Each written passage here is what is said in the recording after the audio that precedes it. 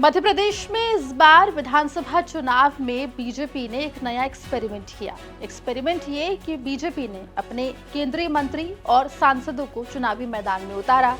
17 नवंबर को मध्य प्रदेश में वोटिंग हो गई और इन तमाम केंद्रीय मंत्री और सांसदों को, या यूं कहे कि बीजेपी के बड़े कद्दावर नेताओं का भविष्य ईवीएम मशीन में कैद हो गया है। लेकिन क्या है इन तमाम बड़े बीजेपी के धुरंधरों की स्थिति, विस्तार से इस रिपोर्ट में आपको बताने की कोशिश करेंगे। नमस्कार, आप देख रहे हैं एमपी तक और मैं हूं आपके साथ आकांक्षा ठाकुर। मध्य प्रदेश की राजनीति में उस वक्त हलचल मच गई जब बीजेपी की एक लिस्ट आई। उस लिस्ट में केंद्रीय मंत्री से लेकर सांसद और बीजेपी के महासचिव का नाम शामिल था। बात कर रहे हैं बीजेपी के कैंडिडेट्स यानी कि उम्मीदवारों की लिस्ट की, जिसमें केंद्रीय मंत्रियों के नाम थे, यानी कि केंद्रीय मंत्री विधानसभा चुनाव लड़ रहे हैं, इसकी घोषणा बीजेपी ने की थी। आपको बता दें कि जिन बीजेपी के बड़े नेताओं को, सांसदों, केंद्रीय मंत्री को बीजेपी ने चुनावी मैदान में उतारा था, उसमें दिमनी से नरेंद्र सिंह तोमर जो कि केंद्रीय मंत्री हैं, इंदौर 1 से कैलाश विजयवर्गीय जो कि बीजेपी के महासचिव हैं, निवास से फग्गन सिंह कुलस्ते केंद्रीय मंत्री हैं, नरसिंहपुर से प्रहलाद पटेल वो भी केंद्रीय मंत्री हैं, सीधी से रीति पाठक सांसद हैं, सतना से गणेश सिंह बीजेपी सांसद हैं, जबलपुर पश्चिम से राकेश सिंह बीजेपी के सांसद हैं और गाडरवाड़ा से राव उदय प्रताप सिंह बीजेपी के सांसद हैं। वो तमाम 8 नाम हैं जिसमें सांसद और बीजेपी के बड़े नेता और केंद्रीय मंत्री शामिल हैं जो चुनावी रण में उतरे हैं। आपको बता दें कि देखिए, वोटिंग हो चुकी है, वोट शेयर या यूं कहे कि वोटिंग परसेंटेज निकलकर सामने आ गया है। राजनीतिक विश्लेषकों का मानना है कि इस वक्त मध्य प्रदेश की ये तमाम सीटें, ये तमाम 8 सीटें जहां पर बीजेपी के बड़े नेता उतरे हैं, वहां पर कांटे की टक्कर है। बता दें कि राजनीतिक विश्लेषकों का मानना है कि अगर सिर्फ नरसिंहपुर सीट को छोड़ दिया जाए, जिससे प्रहलाद सिंह पटेल जो कि केंद्रीय मंत्री हैं वो चुनाव लड़ रहे हैं, उनकी सीट को अगर छोड़ दिया जाए तो बाकी 7 सीटों पर टक्कर कांटे की है। चाहे वो दिमनी विधानसभा सीट हो जहां से नरेंद्र सिंह तोमर चुनाव लड़ रहे हैं, या फिर इंदौर 1 जहां से कैलाश विजयवर्गीय जैसा बड़ा नाम चुनावी मैदान में उतरा हो, या फिर हम बात करेंगे सीधी की जहां से रीति पाठक चुनाव लड़ रही है। आपको बता दें कि सीधी में रीति पाठक के खिलाफ निर्दलीय केदारनाथ शुक्ला चुनाव लड़ रहे हैं जो वहां से विधायक थे, बीजेपी के नेता हैं। कहीं ना कहीं बीजेपी के नेता से ही टक्कर रीति पाठक को मिलती दिखाई दे रही है।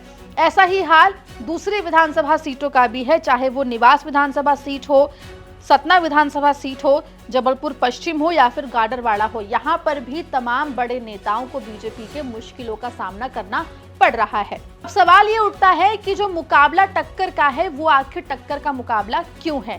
क्यों राजनीतिक विश्लेषक इन तमाम बड़े नेताओं की राह को आसान नहीं मान रहे हैं? तो इसके पीछे भी कुछ कारण है, वो भी आपको बता देते हैं।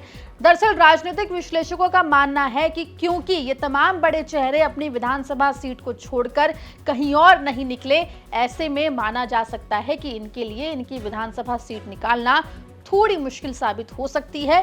कांग्रेस यहां पर उनको टक्कर देती दिखाई दे रही है। माना जा रहा है कि बीजेपी की स्ट्रैटेजी थी कि तमाम बड़े चेहरों या फिर सांसदों को अगर विधानसभा चुनाव में उतारती है तो उस संसदीय क्षेत्र की तमाम विधानसभाओं पर इसका असर पड़ेगा, बीजेपी को फायदा हो सकता है।